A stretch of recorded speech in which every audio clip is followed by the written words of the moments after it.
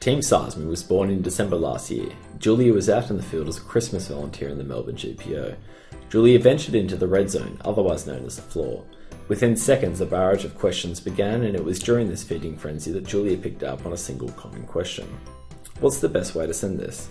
Before Julia even knew what was happening, she found herself pitching a mobile app concept to over 500 people at Hack Day.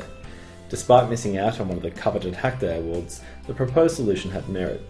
Julia was called back to go through the very first incubator program. In walks Jeff, Adam and Michael. The incubation process helped the team form two key questions. Does the problem that this solution fix even exist, and how big is the problem? The team hit the outlets to watch how customers send parcels. Our starting point was small business. This is where we invented the surprise interview. That involves walking into random shops in the CBD and asking as many questions as possible before being kicked out. The pain of sending parcels was more of an issue in the infancy stage of going online. This led to our first pivot. We now moved our focus to the startup segment. It was time to go undercover again and infiltrate the startup community.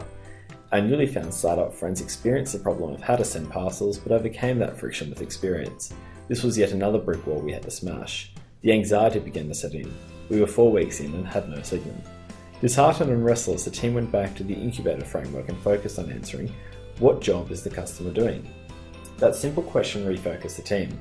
Having tried to define a traditional demographic, we were missing the real problem and market opportunity. It was at this point we realised that our problem existed in a behaviour exhibited by a final segment, inexperienced senders. Here's Julie to tell you more. Created using Powtoon.